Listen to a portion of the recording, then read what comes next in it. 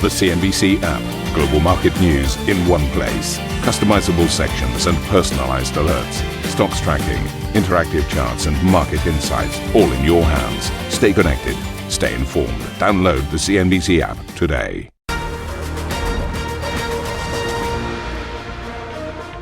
A very good morning to you and a warm welcome to Squawk Box Europe. I'm Juliana Taliban with Steve Sedgwick and Karen Cho, and these are your headlines this morning. The UK's latest GDP print just crossing the wires as political pressure piles on Chancellor Rachel Reeves to grow the economy. President Trump holds productive talks with European leaders in the build-up to Friday's Alaska summit, with the US leader issuing a stark warning to Moscow. Will Russia face any consequences if Vladimir Putin does not agree to stop the war after your meeting on Friday?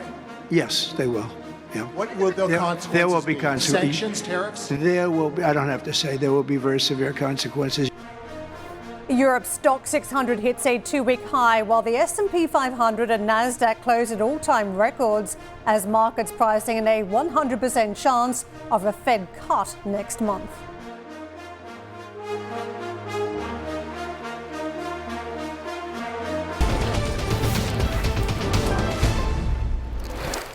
Right, this is Rachel Reeves in number 11 Downing Street now. Yes. Okay, I'm just doing an impression of Rachel Reeves. I don't know if she's doing exactly that, but she's going something like this. She's going ball out of the park. Because these GDP figures from the United Kingdom are way, way better than the fears, the doom. Don't get me wrong, we're not like knocking it out the park on a regular basis, but they are way better than had expected. Let me go through the data and we'll get some analysis from Ritika as well. UK's second quarter preliminary GDP up 1.2%. The poll was for up 1% year on year. The June figure, this is interesting, up 0.4% month on month versus up 0.1% expected. Second quarter GDP up 0.3% versus quarter one up 0.7%. But the poll was for only pretty much flatlining, and the fear was that the vultures were gathering if this was going to be a negative figure. Construction is better than expected. Manufacturing is better than expected. Across the board, services, again, which is so key for the UK economy, up 1.5% year on year. The Reuters poll was up 1.2%. Business investment, that looks horrible. I will say that. Second quarter business investment down 4% quarter on quarter.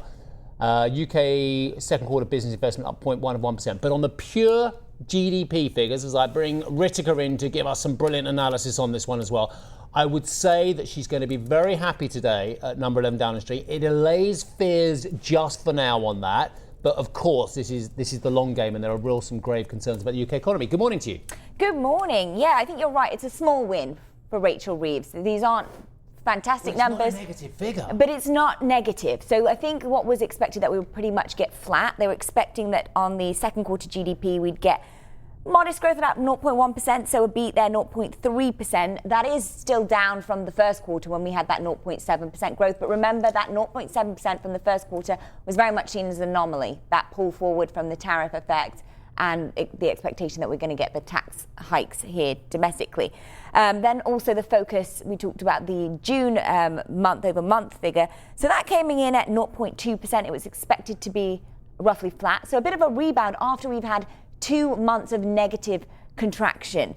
So you're right, this is some positive news for the Chancellor. I think she is going to spin this in a positive way, not as gloomy as was expected, but overall we do still see it's sluggish. But if I was Karen Cho, which I am on this one, because I can tell she was in my brain on this one as well. I was just staring at you were so looking at that business investment story. Seriously, I think if you're the Chancellor, you've got to ask yourself, what is the impact here on the higher taxation? What is it doing in terms of demand and investment here? I mean, of course, there are international factors at play. We know the tariff uncertainty has been impacting business, but the higher costs from national insurance contributions to other tax burdens seems to be impacting the investment decisions. What is the Chancellor going to do about that? Because that is a massive feature of the economy. And I think that's a big question come autumn, because, of course, we're expecting it's going to be a tax rising budget. Is she going to have to... She doesn't have really that many maneuvers to pull, so if she's going to have to raise taxes, where do those taxes fall? And it could be that we do see employers bearing the brunt of more of those. So I think there has been very much a wait and see when it comes to investment, when it comes to hiring this summer in anticipation of autumn. We're going to revisit another story. I want to just tease this up as well, because we're going to talk very much about whether the Nondoms are leaving, whether company directors are leaving, whether it's better than expected, worse than expected. A lot of stories on a daily basis about this coming up as well. Some of the most recent copy in the last 24 hours says it's not as bad as feared. I think it is still pretty bad as well. Are you getting any insight on this story? It's difficult because anecdotally we hear it a lot, and then the figures, there have been some sort of murky figures coming out. Many of them are suggesting that we are getting billionaires, millionaires leaving to some of those jurisdictions where there aren't these hefty taxes. Yeah. So that's something that's been interesting. We have heard Rachel Reeves say, we've seen articles that she's not going to go ahead with this wealth tax, though she hasn't said it publicly, but there have been reports that we've read. So that could be something that was something that was also very front of minds for those people who have been leaving, is whether we're going to get this wealth tax in place. But apparently we're not going to get that in the autumn budget. I mean, all I can say is everyone I know is either talking about it or knows a lot of people who have left as well. And that isn't, and it's not just anecdotal as well. I have reams of people who are having this very, very conversation about Dubai, about Abu Dhabi, about Milan, about all kinds of places as well. But we have to leave it there because we've got a big CEO waiting. We'll have this conversation later on. Thank you very much indeed for your analysis on the numbers. Now, a couple of numbers on Carlsberg hitting my eyes. In fact, they've had very strong growth in India, I think, amongst other places. It looks like a pretty solid result for Carlsberg in what they describe as a challenging environment. Reported volume growth 16%, organic volume growth minus 1.7%. In terms of the breakdown across the different regions, we are looking at organic volume growth in Western Europe, excluding San Miguel, up 2.4%, Asia down 2.8%, and then you've got Central and Eastern Europe and India flat. In terms of the revenue, reported revenue growth 18.2%, so quite a strong number there. And in terms of profit from Carlsberg this morning, we're looking at reported operating profit growth, 15.1%, organic operating profit growth of 2.3%. And importantly, on the outlook here, earnings guidance range narrowed towards the upper end of the range. Organic operating growth now 3.5%. Previously, we were looking at 1 to 5%. So that looks pretty strong. And the company saying the group delivered solid results in a difficult half year, good market share development in all three regions, particularly Western Europe, driven by good progress for premium beer, alcohol-free brews, and soft drinks. But what about the second half of the year? We will have to ask Jacob Erup-Andersen, the CEO of Carlsberg, who joins us now. Jacob, it looks like a pretty solid result in what you describe, as I said, as a challenging environment here. Run us through what you're seeing across the different regions and across your different segments. Yeah, thank you, and thanks for having me this morning. You're right, we're satisfied with a set of results with a very, very tough backdrop at the moment. Absolutely no doubt that the global consumer is having a bit of a spending pause. We see that across all consumer goods companies at the moment. So it's not the volumes does not flow in the way they did a couple of years ago. But in that environment, we're very satisfied with what we're reporting today. You said across the regions, I have to say it's very much the same pattern. We do see a consumer that is holding back, reacting to what has been quite heavy price increases across consumer goods over the last couple of years. But at the same time, we're seeing a lot of strength in our growth categories. And that's one of the hallmarks of the numbers you were just going through. Our key focus categories around premium beer, alcohol-free beer, and soft drinks are delivering very well. In terms of what's happening on volumes, though, can you give us a little bit more color on what's driven volumes down, with organic volumes down 1.7%? Yeah, no, happy to. So if you look at it, if you exclude the impact from the brand we exited 1st of January, San Miguel, as you also mentioned, our volumes are flat in the first half. And for us in this environment, I think that's completely approved. When you look at it, it's core beer that is going backwards, while our growth categories are all actually showing growth, as I mentioned before. And that core beer category is being hit by a consumer that is holding back right now. Then there is a lot of differences out there. Of course, we have some markets that have continued to power ahead. You mentioned India, where we see double-digit growth. It's a great example that it's really a diversified portfolio we hold. While you can say, especially parts of Asia, other parts of Asia have been weaker. One of the big positives in this quarter and in this half is Western Europe, where we see quite strong underlying market share growth, and all of our major markets are taking share, which is very important for us, of course, in this environment. Jakob, a couple of points here on the spending pause, as you've been describing from the consumer. Other phases where this has happened, you've seen a trading down in categories. The consumer decides to consume at home, buys beer from the supermarket, for instance, versus at the pub. Are you seeing any of those types of behaviours this time? Yeah, I think you're right. What we have seen, we've been seeing over a number of quarters, is that the on-trade, so bars and restaurants, are suffering right now. It's the off-trade channel, so supermarkets and retail, that is winning at the expense of on-trade. That has been an ongoing development. We see that trend continue in the reported numbers here. It's not dramatic, but it's been a sliding scale where people have moved more consumption at home instead of out there at bars and restaurants. That's one element. On the other side, we do see a continued bifurcation in terms of preferences. So we see a continued growth in premium, even in this environment, while people look either for the premium brands or they look for economy brands. So what will get squeezed a little bit in an environment like this is actually the core brands in the middle. And that's why we are so focused on making sure that we have great brands available across the spectrum. Let me ask you about Asia specifically. If I look at the volume numbers for Asia, minus 2.8% as we weigh up the organic volume growth. We know that the Chinese customer has been somewhat impacted still by the economic effects on the mainland market. What are you witnessing in terms of the regional spread across Asia? Yeah, so Asia is very much a lot of stories within one region. So China, we are actually up in the first half. We're up 1% in China in the first half, which if you look at the overall beer market performance, I think that's definitely an approved result. Our Chinese business has continued to perform well over the last couple of years, despite the market being difficult. So very pleased with that in a tough environment. So we continue to hold our own and continue to grow the business a bit. For us, we see more weakness in South, so that's in Vietnam, in Laos, in these types of markets where we are seeing some different elements. In Vietnam, there's heavy competition, and we are also rejigging our own business in terms of distribution and go-to-market. While in Laos, we're seeing the macroeconomic effects hitting our business. It's a tough economy at the moment. So it is very different. What we see as a hallmark across all of these countries is the consumer is holding back. No doubt that the macroeconomic impulse is negative at the moment and throughout the region, and that does mean that people become sensitive in their spending, and the consumer confidence hits immediately on our categories. All of that being said, listen, if you look at our overall global volumes being flat, I think that also says something about the resilience of the beer category and the soft drinks category. Hey, Jakob, I want to go beyond the macro trends if I can and look at what's going on in what people are drinking and what demographics as well. Beyond beer, if I looked at your whole balance sheet, and I'm on investor relations page now looking at a few bits and pieces, I would be probably most disappointed with Beyond Beer down 1% as well. That's part of one of the key pillars of your group to go, as it says on the tin, beyond beer as well, kind of alcoholic lemonades and ciders and things. Are you very disappointed with that?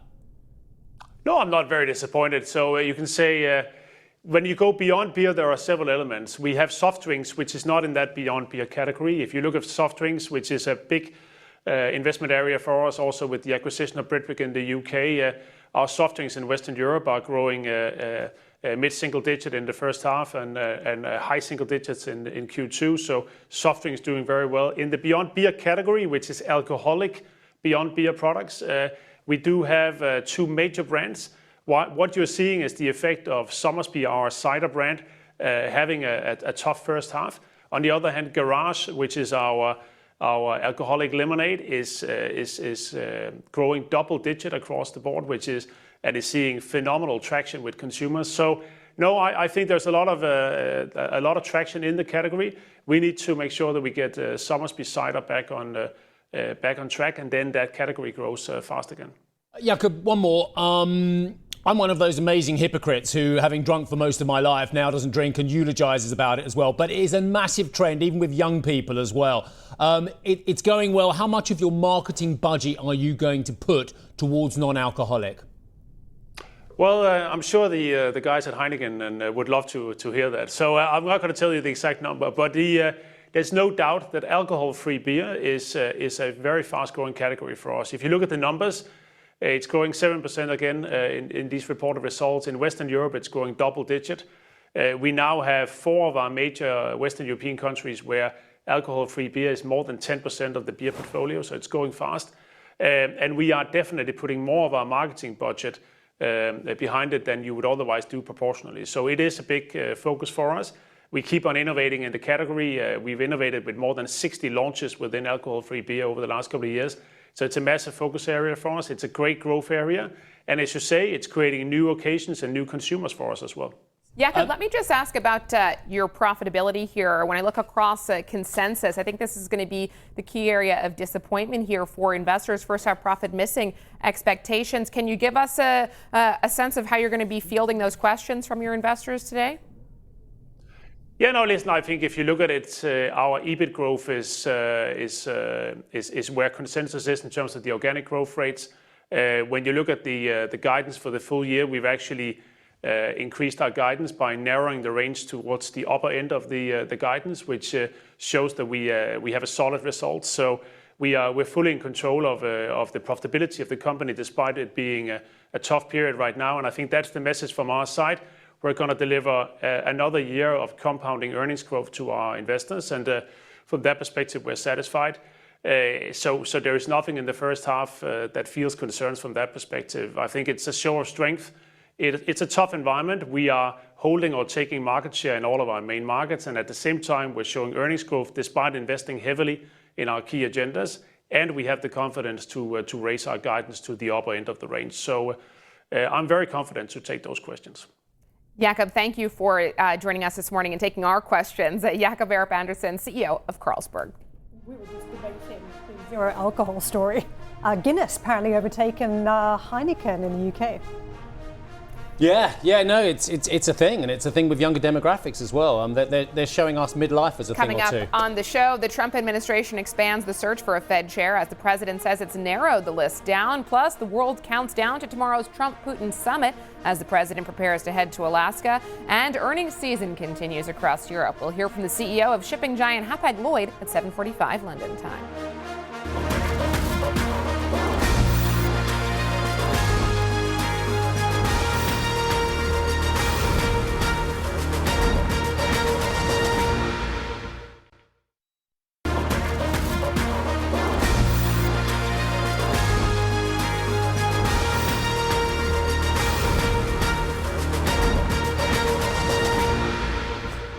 US President Donald Trump has warned of severe consequences if Vladimir Putin does not agree to peace in Ukraine, but again appeared to temper expectations for Friday's summit with the Russian president.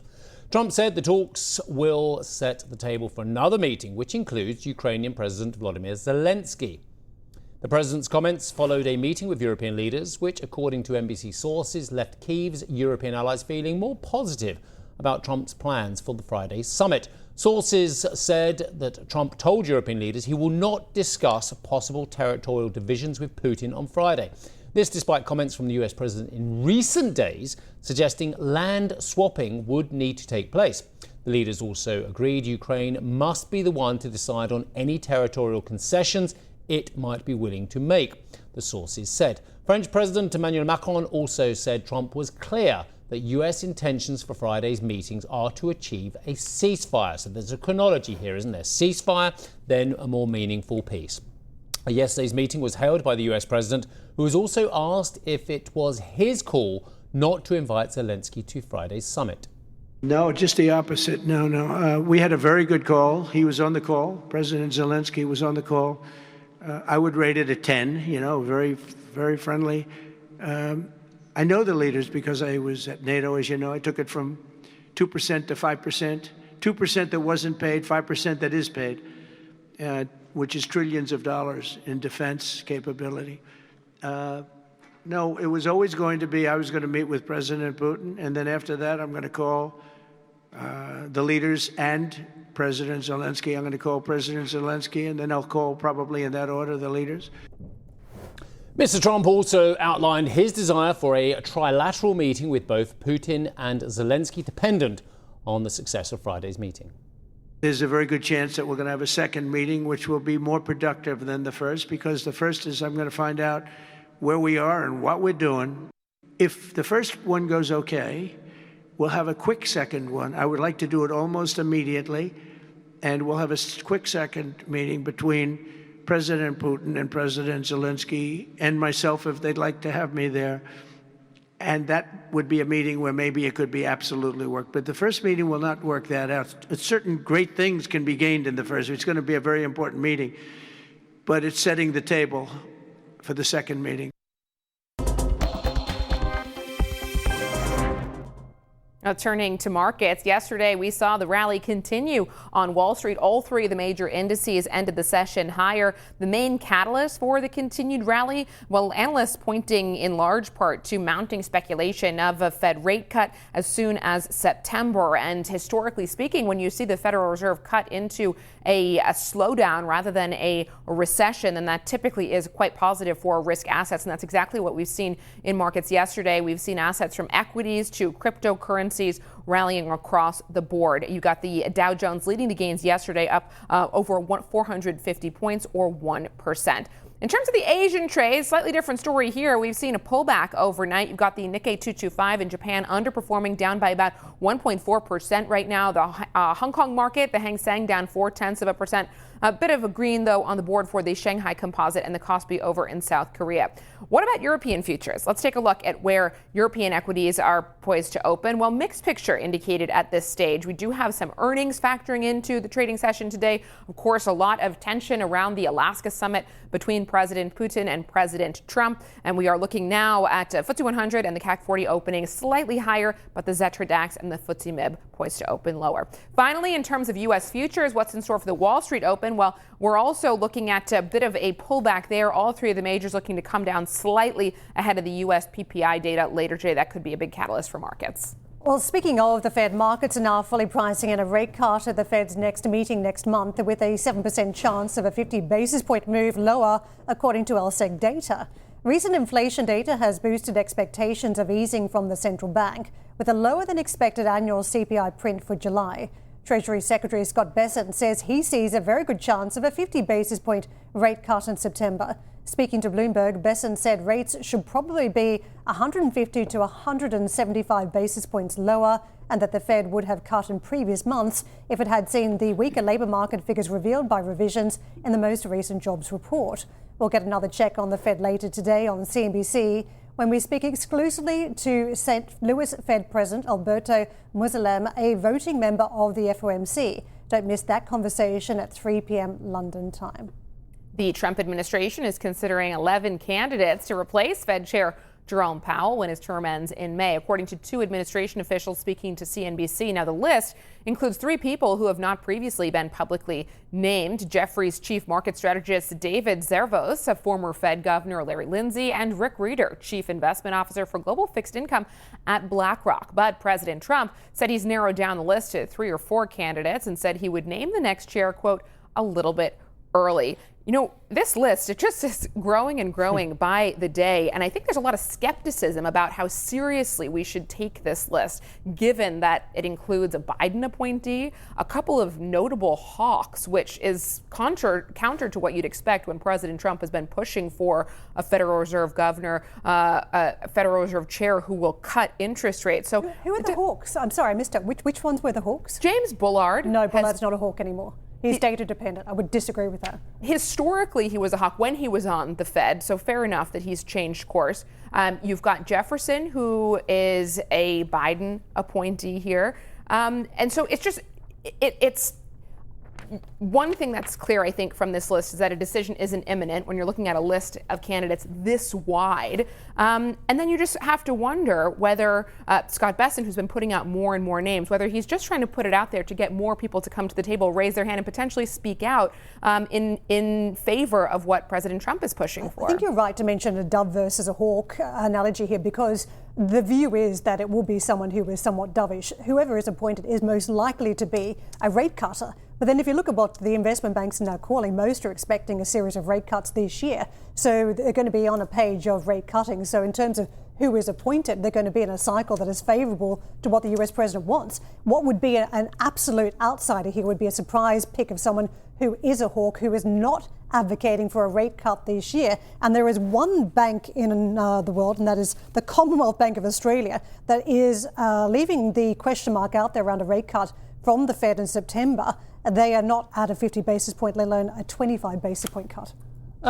It's kind of, I hate to say it, it's a bit like the perplexity bid for Chrome yesterday. It's like, it's irrelevant. This conversation, it's great for CNBC and it's great for our colleagues in New York and who are having a big debate about it, and it's great for us who can feign massive interest in it. But the truth of the matter is, there are loads of Federal Reserve meetings between now and June next year. The governor's term doesn't end till May, so we could see a vast amount of cuts by then, if indeed the economic data does sway decisively one way or other. So that's leaving very little to do, right? Yeah, well, not little to do, but it's going to have happened by then. And then, but your point from when we've had this conversation previously is, oh yeah, but it's the shadow influence that this person has, and I take that on board. But I would just and I'll hold on a second, Roger. I'm going to go a bit further. The Federal Open Market Committee consists of 12 members. I'm really dull. I'm on the Federal Reserve side. 7 members of the Board of Governors of the Federal Reserve System, the President of the Federal Reserve Bank of New York, and 4 of the remaining rotate from the other 11 on a regular basis. We all know this pretty much as well, but just a reminder as well. That one person, whether they be an uber hawk or whether they be mildly dovish or whether they be data dependent, the fact of the matter is they will be in the wilderness or on the sidelines giving their contribution. Now that's fair enough. They will be able to do that. But is there really going to be influence on those 12 members of the voting committee of the Federal Reserve that is going to be swayed so aggressively before June next year by this person on the outside who could potentially, and I'll just say potentially, be potentially a political appointee in terms of his direction of how he's voting as well? So I'm sorry to say, I know we are going to talk about it 8,622 times before June next year, but it's kind of irrelevant. Well, if it's 3 to 4 of those members, if they are a couple of the existing Fed board, then that's where it could be relevant in terms of a shadow. If it's Bowman, for instance, or if it's Waller, because they're already in the decision-making room. And perhaps arguably Bullard too, because he does know the mechanism and can be commenting and is seen as a credible voice. So in terms of a shadow, if it were one of those 3, perhaps it would have some meaning. And I think, Karen, to your point, you're absolutely right. The former Fed governor, Bullard, has become a lot more dovish when you look at his recent commentary saying the Fed could cut 100 basis points within the next year and saying, he switched around. Tariffs don't really cause inflation. We have to take a break because Roger tried to play the music about 2 minutes ago. I wouldn't let him. Roger, play that music and we'll go to break.